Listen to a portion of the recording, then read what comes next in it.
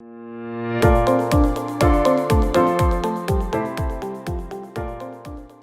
to Ivy League Murders. It is our total pleasure this week to introduce Steve Radlauer and Ellis Weiner, who are the authors of Monsters of the Ivy League. Introduce yourselves, please. What was the brainchild behind this book? And I know you don't want us to get political.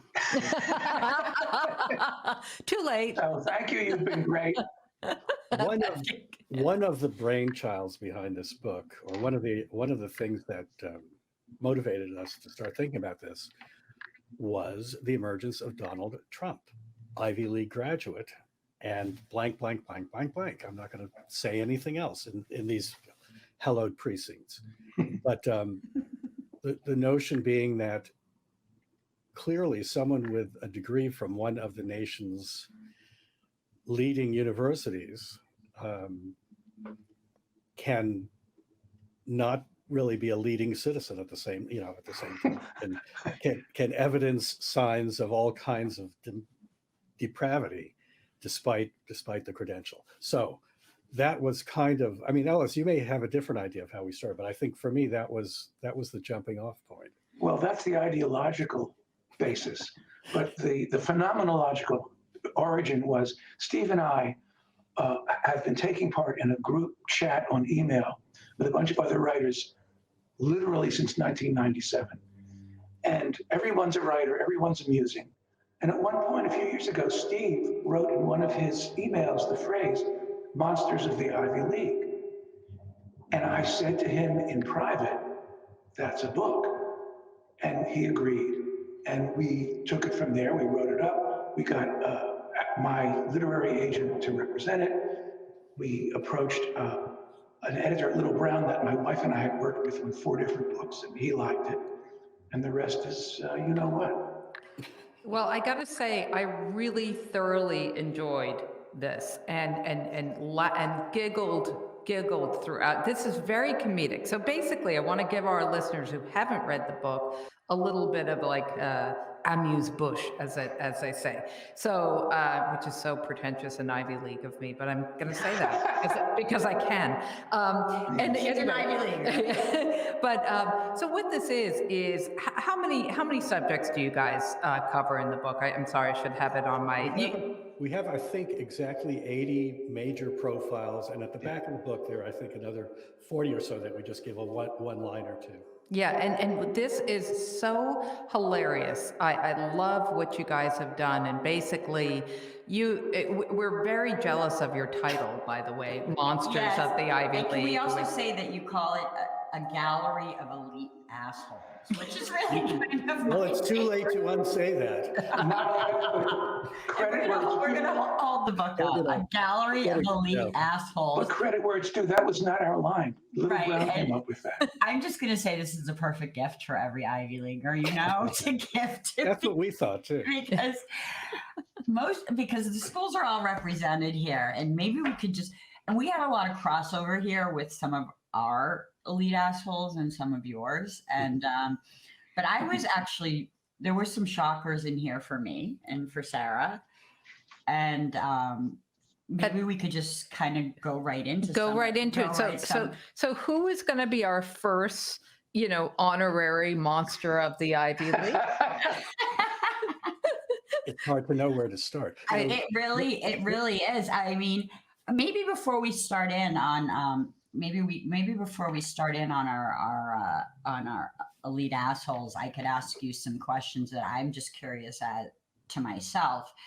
And my first one would be something we've kind of discussed off camera, but I'm from Cambridge, and I grew up in the Harvard bubble. My mother worked at Harvard, and so why are so many of the monsters and the murderers and the assholes from Harvard?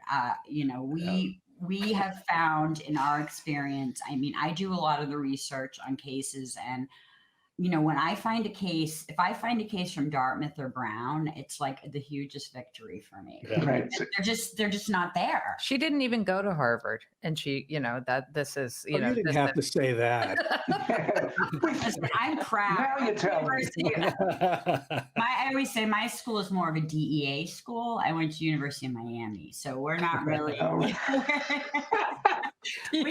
That's where we're repping. We're repping. What did you say that somebody majored in? What was it? Yeah, we graduate Ben de Soleil. Right. Yeah, so that's For our younger generations, that's a Gelé sunscreen, or quote unquote, that Right. we used to use very high back in the caliber, day. Right. I think it was meant to concentrate the strength of the sun. not- Exactly. That's It true. really was. It's like a Exactly. We magnifying took glass. our TANs very seriously, Right. and I'm proud of where I went to school. So why Harvard? And I mean, Yeah, why Harvard? Why had is the there a same- disproportionate we had amount? the same issue. We started out with a list of these 8 schools, the Ivy Right. League list of 8 schools, and we thought, we're going to try to even-handedly choose roughly the same number from each school, and we set out trying to do that. But it was really difficult. Somewhere in the book, we say we could have just made our lives easier and called the book "Monsters of Harvard," and just not even bothered Oh yeah, digging for a Cornell monster or Or Brown. Yeah. Dartmouth or a Brown. You guys, can you be careful? I'm trying to get into the Harvard Club right now. Okay, I'm it's not He's going to getting go over. blackballed for sure. Yeah, totally getting blackballed. We can give you a very bad letter of recommendation. Okay. Oh, thank you. They're letting types like me in now. They'll value that. So it is a good. It's actually Harvard, Yale, and Princeton, which Yep. are the easiest schools in which to locate monsters. Going back, by the way, we go back to 1636, which was the founding of Harvard. I mean, that was our goal too. We weren't going to try to concentrate on what's been happening in the last 10 years or something. It's too easy, and it would make an unbalanced and kind of boring book. So we did go back, and even back then it was difficult. It's partly because the older schools, and Harvard, Yale, and Princeton are both among the oldest. I mean, Harvard's 1636. So they were all, the oldest schools were all founded by slavers or slave money, Right. slaveholders' money. I mean, Harvard actually less. so. Brown in particular. Can I Brown just in say that? I'm sorry. that's true. Yeah. No, the main, I mean, it was hard to find many monsters from Brown, but we found some good ones at the founding of Brown, which is the Brown brothers, who, some of whom, I think there were 4 of them, and at least 2 of them were deeply involved in the slave trade. And that's where, as was the entire state of Rhode Island, apparently. Right. Seriously, Yeah. you'd think such a small state wouldn't have. That's true, but they made up for it later on. They were the first, I think, to abolish it, right? So we got to give them props for that. Right. But can I just cut to the chase, because we are I'm fascinated by. I want to have what we call the battle of the bishops right now. So we've got 2 bishops, right? We've got Bradley Bishop and Amy Bishop, Right. and so you A guys. study in contrasts. So for people, let's just say for people who not everybody will know who they are. So maybe No. you could tell us who one of the bishops are. Okay, Ellis, why don't you take one of the bishops? Okay, I'm going to make it easy for myself and take Amy. She was born in 1965. She was Harvard trained and introduced herself to total strangers as Dr. Amy Bishop, Harvard trained PhD. So already, of the many screws one has, at least one of hers was loose.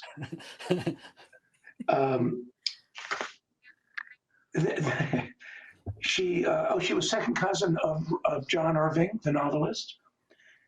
And unfortunately, she killed her brother. It happens. Yeah.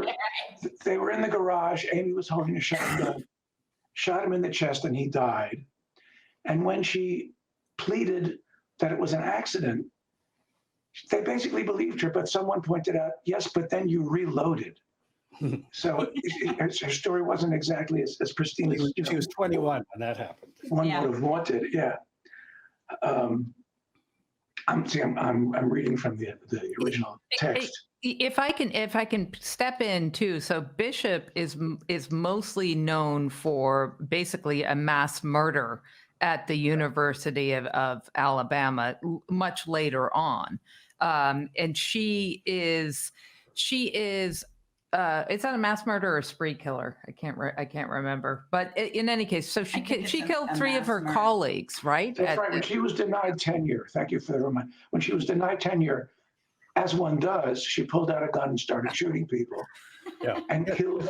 She was at a faculty meeting with 12 people, and her plan was to kill them all. She had a gun, and she couldn't even do that. Yeah. She killed 3. She went down one side of the table and not to laugh at a mass shooting. No, it's a bad one. And when apprehended, she said that she wasn't there. Yes, that's that old defense. One of my favorite details, and we have covered this case, is and maybe Laura can tell us about the International House of Pancakes incident with Amy Bishop. I want to tell you, though, that maybe for people who aren't from Cambridge, that it's not entirely uncommon. It's actually a joke, that, how do you know in Cambridge, how do you know that someone went to Harvard? It's like, because they tell you, 5 minutes after you meet them. It's not entirely uncommon for somebody before you know their name, right, to tell you that they're Harvard educated. They tell you. And it's which is not uncommon in Cambridge to meet someone from Harvard. But anyway, she did smack a woman at the International House of Pancakes while telling her that she was Dr. Amy Bishop, Harvard trained, for taking a child's booster seat from her. Yeah, so as one does. It wasn't even that. There were a limited number of booster seats, right, and the other woman got there first and got it. Yeah. So she thought she could preempt that by citing her credentials. Okay, on to the next bishop. Yeah, because I think he tops her. Oh, Steve, take it away. Yeah, Bradley Bishop, William Bradford Bishop, Brad, as we know. Junior, yes. So he graduated from Yale in '59 and went into government service. He also he was a language guy. He spoke 5 languages. He graduated from Yale. He went to Middlebury. He went other places for master's degrees in various languages, and essentially was hired as a spy. He was working for the government. Came back to Washington and was expecting a promotion. This is the entitlement thing again. Yeah, he was expecting a promotion. By that time, he was married. He had 3 children, and her mother was living with him also, or was it his mother? Yeah, his mother was living with him. So big household, right? He didn't get his promotion, and then bludgeoned them all to death because of that. Just to skip through the details, and then drove something like 600 miles to the south. Dug a hole in a swamp, tossed them in, and lit the whole thing on fire. Yes. And then disappeared. And is still missing. And is still missing, or we don't know. We don't know. 50 years. Yeah. So. So who's the bigger? Who's crazy and who's not? Who's the bigger bishop? We're having a bishop on. I think she's crazier. I think Brad is worse. I think Brad's worse, but probably a little more cunning. Okay, and Steve, what's your call? Well-meaning people can debate this point. I think my money is on Amy, because it wasn't just the people that she killed. Starting with her brother. However impressive. But, at one point she tried to, her husband left a pipe bomb with her advisor, which did not explode because the advisor, this was after the Unabomber, another monster of the Ivy League, the incident. So academics were well aware that they might be getting bombs in their mail. So they checked. And there were a couple of other things. So she was just, if left unarrested, she would be one of our major spree killers, I would say. That's what probably, you get for a bad performance review. It's true. Bomb. And I just want to point out, because since we're trying to decide this, that there's a whole key. There's a whole legend of symbols over here that you guys use, which is absolutely hilarious. I mean, you basically have, you have MS is misogynist. DN is dangerous narcissist, which I think most of these. douche. Yeah, D for douche. You know, D- so B So for boob. I do have to point out that Bradley got 2 of these symbols and Yeah. Amy only got 1. Okay, so I just, Oh, I'm You just didn't have me there, yeah. So we're trying, all right, sue us. We want to strike a blow for feminism. oh my God. We are just as good at that as we are just we're just as good at being, you know, monsters of the Ivy League. And you know, this is just, you know, I need Okay, to that's I right. need to say something about this. Yeah, we okay? wanted to keep some women in it, but maybe Yeah. we could talk about some, because we don't generally talk about white collar crimes, but Oh, I thought maybe we could talk about, speaking of monsters, if maybe we could talk about Enron a little. Because Jeffrey Skilling. Skilling, Jeffrey Skilling. Jeffrey Skilling, speaking of monsters. Can I say one thing before we move on to Jeff Skilling? Yes, To pick up on what you're saying about women. yes. In the same way that we really worked hard to try to find monsters who were not at Harvard, Yale, Princeton, we worked really hard to find women. Yes. Because the men, I don't have the count in front of me, but vastly outnumber the women. We did our best Right. to find women monsters, and it's much harder to do. So it's okay. We're doing our best here. We I are, know. yes, absolutely. And we'll send you some bad women too. Okay, Yeah, we so found not to some- worry. we Yeah, found we some found good some. ones. But they have Yeah. to be Ivy League bad women. Oh, Well, we only do Ivy League. you know. Yeah, we've got some good ones Yeah, for you. absolutely. We We'll can send them your way. collaborate. We'll send them your way from Monsters of the Ivy League Part 2. Revisit. Okay, how about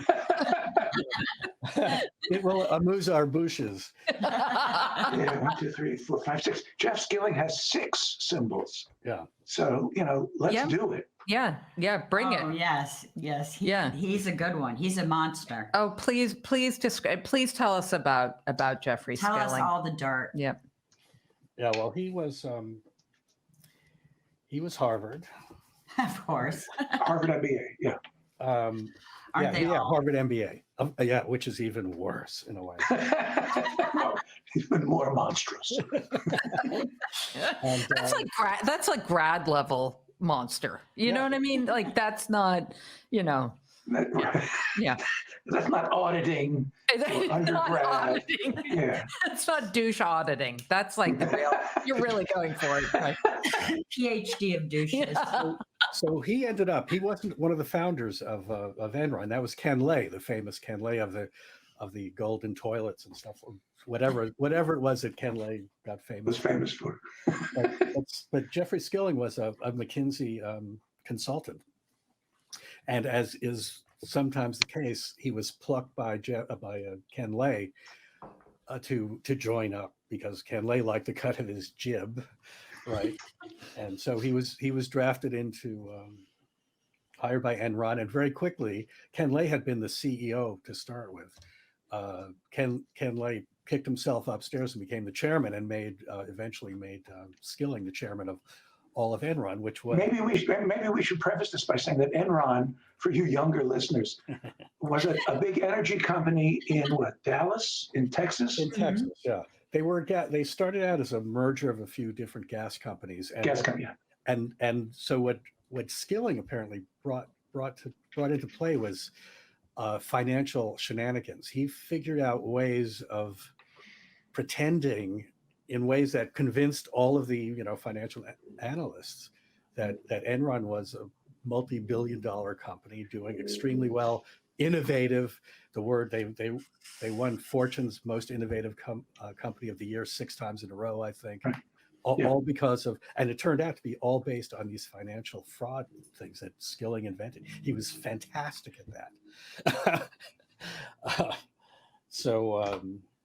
Yeah, and eventually, like all of these houses of cards, it collapsed. And he one of the crimes that he was eventually, he and Ken Lay were both charged with crimes. Enron went bankrupt, but about 6 months or something like that before Enron went bankrupt, Skilling sold $60 million worth of his hard-earned Enron stock. So he was obviously, that was insider trading, because he knew this was coming. So he was busted, aside from all the other things he was busted for insider trading, right? And then he went to jail. maybe defense for that was, yes, it was insider trading, but it was inside information, which was bullshit. So I shouldn't be, it wasn't true. Right. Doesn't matter. And how many people What's lost? interesting is that in the year 2000, Enron claimed gross revenues of $111 billion. And a year later, it was bankrupt. Right. That's how phony the whole thing was. Yeah. I was looking into it a little bit, and I just wanted to read you guys a quick thing, which I giggled about. It said, I was reading about the whole Enron scandal, and this is actually has to do with a guy named Mr. Kozlowski, who was in on the Enron thing. But it said prosecutors had led a lengthy case focusing hard on the two men's finances and lavish lifestyles. Evidence showed he held a $2 million Sardinian birthday party for his wife that included oiled male models standing on pedestals near poolside buffets, and bought a $6,000 shower curtain for his Manhattan apartment. So Laura and I were just saying we think that we like the oiled male models on pedestals. Like, I think For Sarah's next party. definitely. Spare no expense. I'm going to insist on it, actually. Spare no expense. You know, I would insist on the shower curtain too. Exactly. But let's talk about to each his own. how many people lost their retirement and savings. I mean, we're laughing, but I mean, how many people lost their life savings, their retirement, their 401k? Yeah, it was a very hot company for those years. Right. And, I mean, all the employees lost everything. Yeah. I mean, it was a nightmare. I mean, it was a huge. It was a huge scandal. And also, you guys pointed out that they actually, as an energy company, they caused all these like rolling blackouts in California. And they caused the electricity rates in California to something like triple. Right. Yeah, that's right. That was another trick of Skilling's that, aside from pure, double bookkeeping and all of that stuff, that it was extortion. I mean, he figured out a way in the deregulation of the energy market in California. Enron came in as the nominal heroes. They were going to be the free market alternatives to all this government regulation, and immediately started deliberately causing blackouts, right? And then extorted more money out of the California tax base and ratepayers we need more money, and that's right. Do you think that's something you see, again and again? Do you think it's kind of an association with the Ivy League people who have kind of been the best and the brightest, and they feel this entitlement to kind of get over, take advantage of? Yeah, I mean, you can certainly find plenty of other people who feel that way. Of course, didn't go to one of those 8 schools, but I think we saw a lot of that in our research. Just like I'm untouchable, they almost act as if they're invisible, which is the opposite. It should be the opposite, right? You're totally visible, but because they feel that they just think that they're so much smarter than everyone that they'll never get caught. Right. Mm-hmm. And they're usually terrible at crime, though. That's the problem. That's the funny part. Especially murder. Yeah, I mean, we'll get into the murder. I mean, Sarah and I focus on murder, and we have never seen worse murderers than Ivy Leaguers. It's not the worst murderers. Stupid as an Ivy League murderer. Yeah, terrible. I mean, there should be a class or something. They should right. And now that all of college is online, the murder training is going to be even worse. Oh, it's just, I mean, I think that there's this thought that they're smarter than everyone, and they're definitely smarter than these blue collar cops. Who've seen it all. We get that all the time. These people think, and there's this real narcissistic, I'm definitely smarter than these cops. And that's what Columbo was all the time, right? Right. Yeah. He played the kind of naive, right. That, And then these homicide detectives come in with 20 years experience, and, and they just crush these guys who have no idea how to, and they don't even ask for lawyers. Like, they're so, it's remarkable to me time and time again. When we see these cases that are just, the evidence is everywhere. It's just, it's remarkable. There was a line for a little amuse-bouche for you guys. A line in the early 1970s Sam Shepard play, The Tooth of Crime, where someone says of someone else in the show, yeah, he was smart. He was like smart in school. right? They were Mhm. it was a put down. It was Right. Right. and I think that's what this is about. These people are obviously smart in school, almost by definition. They got into the hardest schools to get into, and they think that that means smart in general, when in fact there are all these other types of intelligence. And not only And- smart, but smarter. Right. Smart as Yeah. Right. you know. Yeah, right. And there we really draw a line in Ivy League murders between sort of emotional intelligence and intellectualism, Yeah, yeah. basically. Yeah. And that's it's a lot of these people are sorely lacking. I do have to ask you guys. Okay, so how do you say this? Is this Roy Cone. Okay. Yeah. So Yeah. so you have one subject who has gotten all of the many of the symbols, and I'm not going to mention any names, but he's under active impeachment right now. We did not say I know this. No, I'm not. Liability and all of that. No, but so Roy Cohn. Roy Cone. Yeah. Roy Cohn has got the second level of. I'm just going to show people. See the number. Look at this. I mean, this is impressive. I mean, come on. So tell us about Roy. Where do you start?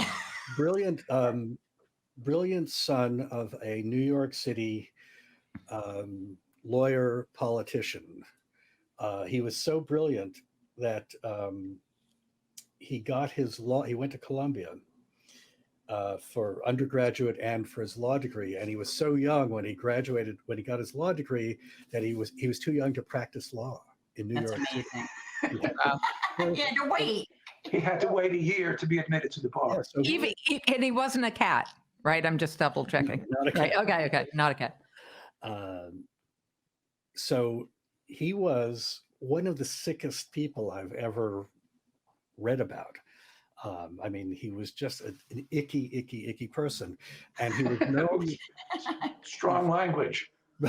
before the advent of Trump. He was known primarily as the brains behind Joseph McCarthy's witch hunts in the early 50s, the McCarthy Army hearings and all that. He was sitting by McCarthy's side, and he was really the architect of all of that stuff, in which, among other things, they were going after gays and Jews.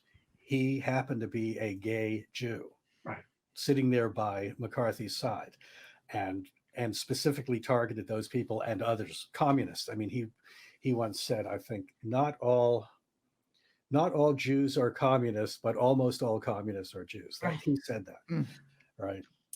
So he was a commie hunter, and when McCarthy went down, which happened pretty publicly, he somehow walked away unscathed.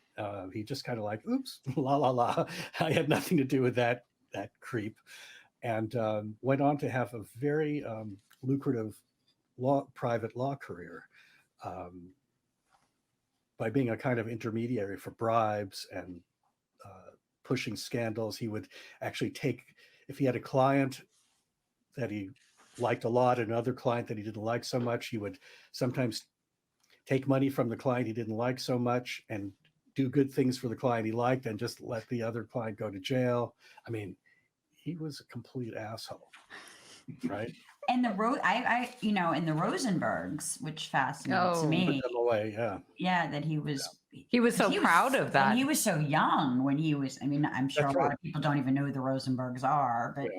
they were Yeah, no, he was ready. He convicted of espionage. was happy to see people sent to the death chamber as long as he got the credit for being. And he did a lot of illegal stuff while doing that. He would take a judge aside and talk to a judge while he was one of the lawyers on the. You don't do that. Right. Yeah. Right. And he apparently did that in the Rosenberg case, right? Yeah, Which was exactly. totally Yeah, not one of history's heroes. I don't think. right. He was Quite eventually. the opposite. Yeah. One of history's real villains. Yeah. Real And he serial was- villains. He was and, eventually busted. And had a secret gay sex life. Right. Closet. Died of AIDS, and went to his grave denying that he was gay. I mean, this is a sick person. Yeah. He's a character in Angels in America. Okay, so who's our next monster? We should talk about Lutwig. Oh, Oh, Talking about the Hamptons. everybody's favorite. oh. I love talking about the Hamptons, and I love talking about monsters in the Hamptons since I have experienced a few. He's actually Hey, hard. look at me. He's hard to talk about this one. I have met so many horrible. of these So horrible. So horrible. Porsches in the Hamptons. Is so. Wait, do you guys have a subcategory of douchebags and Porsches in the Hamptons? Is that a sub? I didn't see that. We missed that subject. Oh, you did. Okay. Because that could be a chapter. Oh, This one- sorry, guys. Sorry. Phone. Yeah, that's. This one, when we get to the point in talking about Sean Ludwig, I would like to, or Ellis can do a little poetry reading from the book. I think Steve should do it. He found it, and he's about Sean Ludwig. Oh, yes. Oh, definitely. So tell us about Sean Ludwig, because this is pretty fascinating. So he was a Manhattan real estate guy who had a house in Bridgehampton. And he one night was out drinking, and he had a guy who was a little bit older than he was and a little more stable, had a family. He had something like 6 cocktails and was hitting on a woman banker who was sitting at the bar. Late at night, like whatever it was, 1 a.m, he ran out of luck with this woman he was hitting on, and he and this other real estate buddy of his who lived out there got in his Porsche convertible, and Sean Ludwig was going to drive the guy home, right, and pick up his own, Sean Ludwig's own son, who was sleeping over at the house. I don't know why he was picking him up, but he was going to pick up his kid and bring him home. He was very drunk, and right in front of this guy's house, his friend's house, he crashed his car into a tree at high speed. And the guy was halfway thrown from the friend was halfway thrown from the car, right? Sean Ludwig, dragged this guy's body out of his car and tossed it to the side of the road, leaving it there in front of his house, and he was dead, by the way, and then continued on for another couple of hundred yards before the car just stopped running because it was destroyed. And the cops came, and he was arrested, and he was just a complete dick about the whole thing. He threw his friend's wallet into the woods. The cops found the wallet instantly, and they said, there was someone else with you, wasn't there? And he said, don't worry about him. I mean, at his hearing, He was driving, right? The other guy. Right? Yeah. Yeah. No, he didn't say that. Anyway, so he was rich, and he was in front of at his hearing, the dead guy's family came to the hearing, his wife and parents and some other people. Sean Ludwig sat at his table with a fat roll of United States currency, sort of counting money, while the lawyers were talking. It was for his bond, right? He was paying off his $1 million bond out of I don't know, folding money in cash. So I'll do the poetry reading now. So he was out on bond, and he went to Puerto Rico, nominally on vacation, but in fact he was planning his escape, and he made the mistake of asking a lot of questions of a couple of guys who sold boats, one of whom was an FBI agent who liked to hang out in this boatyard in Puerto Rico. So he's another bright Ivy Leaguer. I know. So, okay, well, wait a second. You have no idea how bright he is. So then he was arrested again. I mean, they brought him in. They didn't want him to stay out because it looked like he was trying to escape. So he was lining up a deal to buy an ocean-going 50-foot sailboat to sail to Venezuela. Equally damning was the discovery of the vast Mad Magazine-esque collection of Google searches his powerful Ivy-caliber brain had generated, including, these are the Google searches: 5 countries with no extradition. Does Venezuela extradite to the U.S.? Seeking citizenship in Venezuela. What is expatriate life like in Venezuela? 10 secrets to being a good liar. That's my favorite. Can I leave on a cruise with an arrest warrant? Percentage of bail jumpers caught. How do fugitives escape? And finally, why do fugitives get caught? Oh my God. Those are his Google search. Oh, it's So so. he And probably for the last one, he just wrote why, and it filled it into fugitives. That actually could be a whole book, just like the funniest Google searches of criminals. There you Because go. they really are funny. Absolutely. Absolutely. Difficult to research, but yes. So who's our last monster? Oh Guys? my God, they're so hard to pick. They are so hard to pick. I just, yeah, who's going to be our last So one? I take it you don't want to go back to someone from the 1600s, because we've got some of them. Oh, we have so many. I mean, Well, we can, as a footnote, this is just quick in and out. People think, as I thought, that Yale University was originally named for Elihu Yale, right? but no. When it was, this was in let me find the year. Oh, here it is, the last one in the book. He was born in 1649. He and his family moved to England. It was there that they made their fortune in the slave trade. And when the people were getting together a school in New Haven, Connecticut, they solicited rich people that they knew to contribute to the founding of the school. Actually, it's Cotton Mather. And one thing you'll note that people just aren't named Cotton as much as they used to be. Yeah, it's not a real popular one. Not anymore. What about- And this must be why. And so Elihu Yale contributed like a mystery box in Words with Friends of just a box of stuff. I know, yes. Yeah, we And- covered that on one of our cases. And it had some value, but a bigger contributor than he was a guy named Dummer. And they were going to name the school after Mr. Dummer. And someone said, yes, but do we really want to create an institution that's called Dummer College? And so less dumb heads prevailed, and they named it after Yale. And that's why it's called Yale. Don't bring up on. What? So can I ask a question? Okay.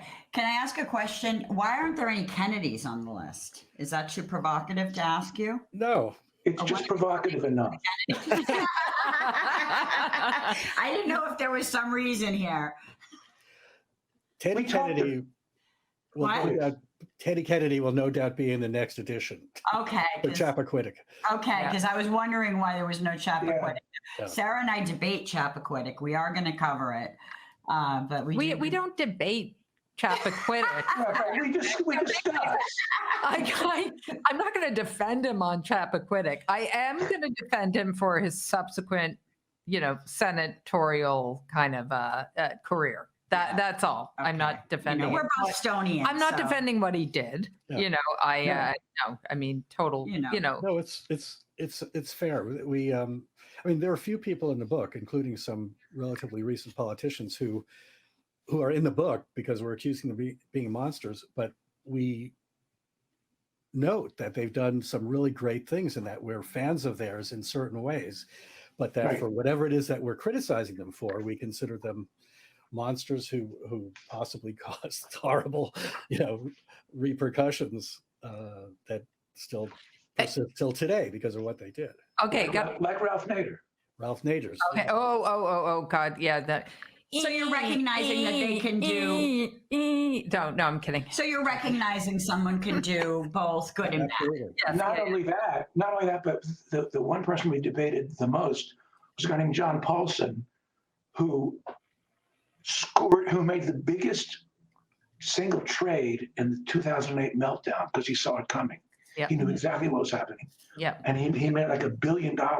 He betted against it. I mean, Yeah. yeah. He's short, the Big Short. Yeah, The Big Short. Yeah. And we kept discussing, isn't he a monster in some way? And we decided no, everything he did was legal.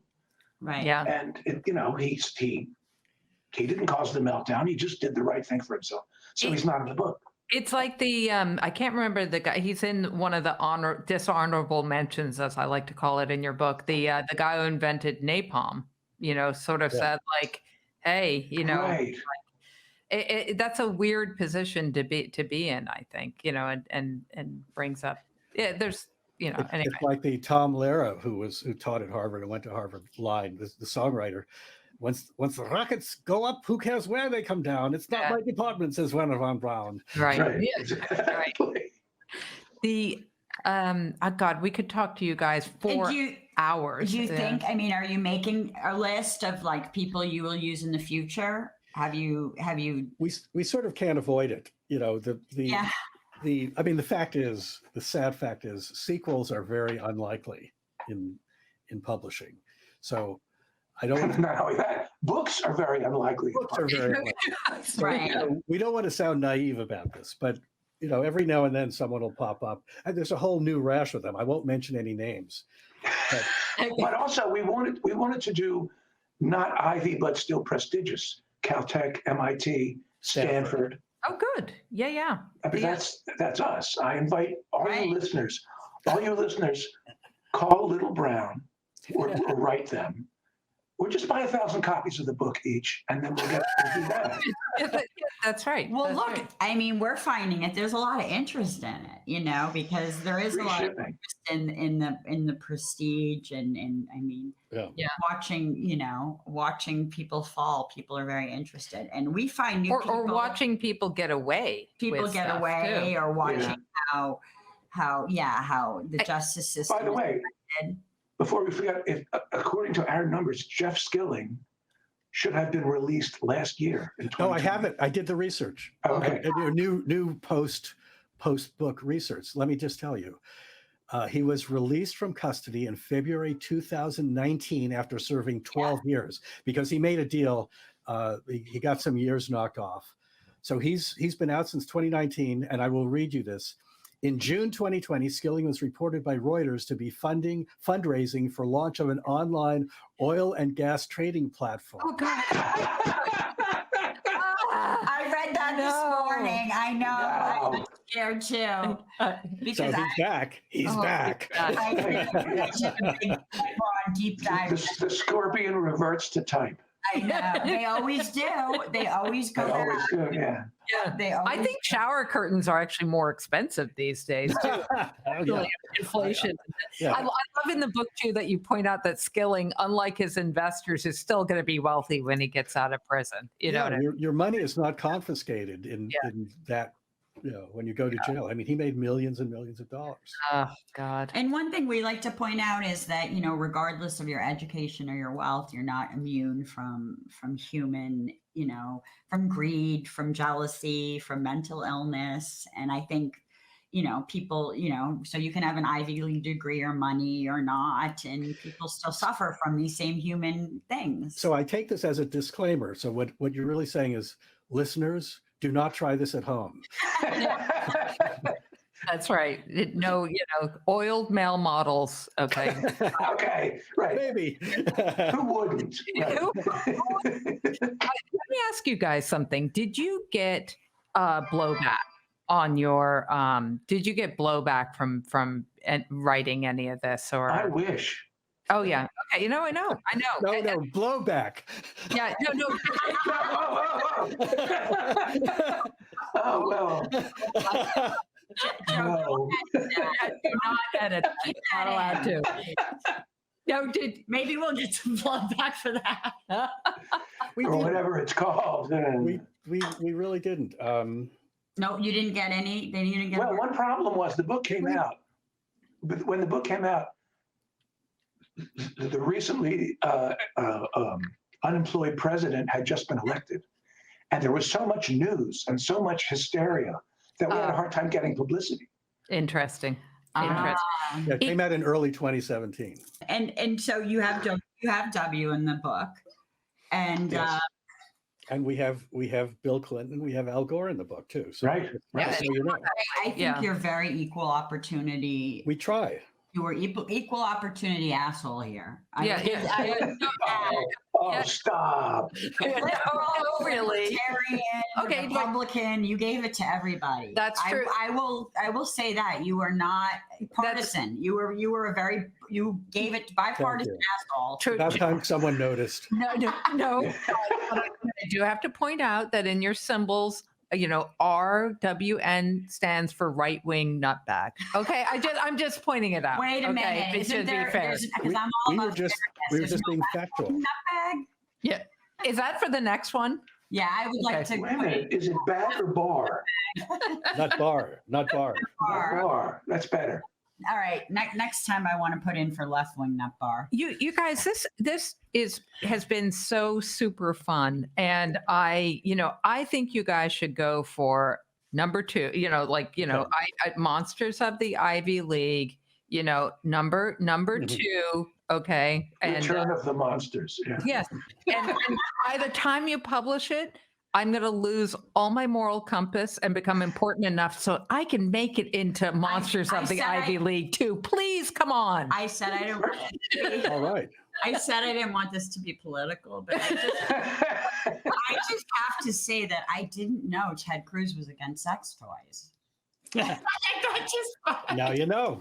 Now I know. I just- didn't know that he was against sex toys, and And thank you for the image of fat Dracula using sex. well, no, I'm not going to call anyone disparaging names, but I was not aware that the sex toys were like a. Well, this is an educational book. We did a huge amount of research. This is nonfiction. Okay. It's not like an issue in Massachusetts. Thank goodness. Yeah. Not every humor book has been this heavily researched. I have to I mean, what's We the, take research very seriously, Sarah and Oh, I. yeah. do you want a funny sex toy story? Yeah, who doesn't? I don't, but Steve does. It's hard. I'm supposed to be the inappropriate one, not her. Okay, so my friend was helping his girlfriend move, right? Oh, God. And he's carrying, this is in LA, and he's got this big box of, I guess she was into what Ted Cruz would condemn, sex toys. He's carrying this huge box across a big intersection in LA, and the bottom drops out. And all the things go all over the street. I It's think a it's great. Woody Allen scene.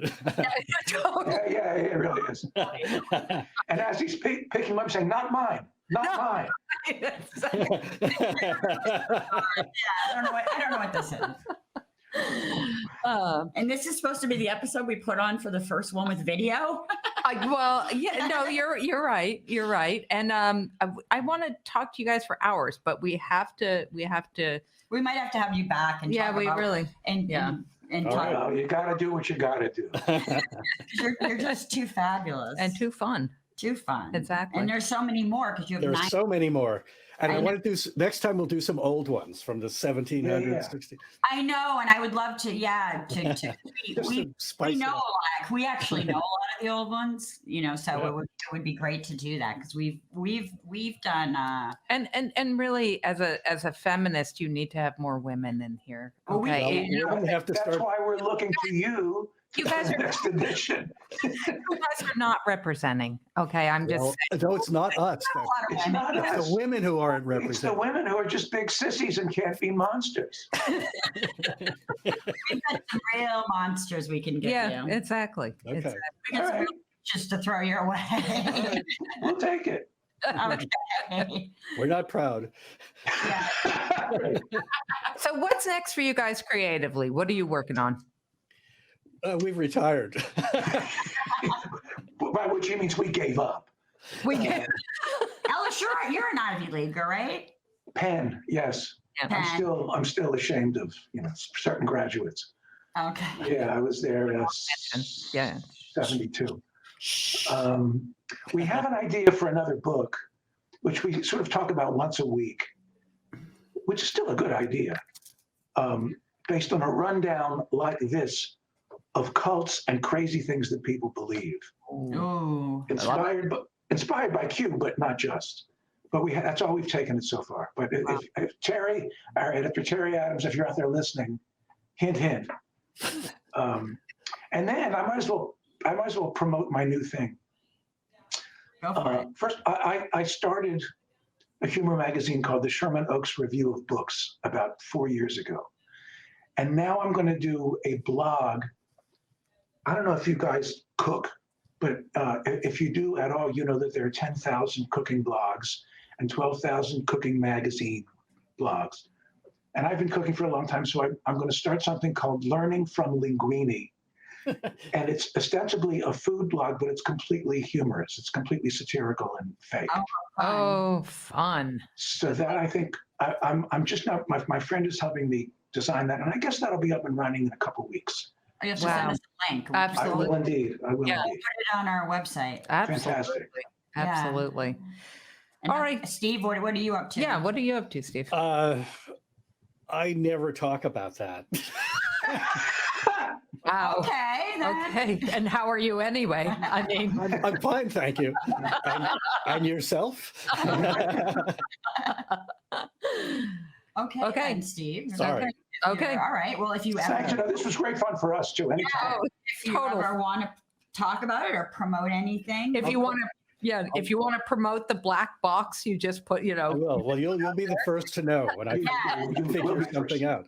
we would love to promote it and maybe have you back and talk about some more elite assholes. Love to. Yes. Yeah.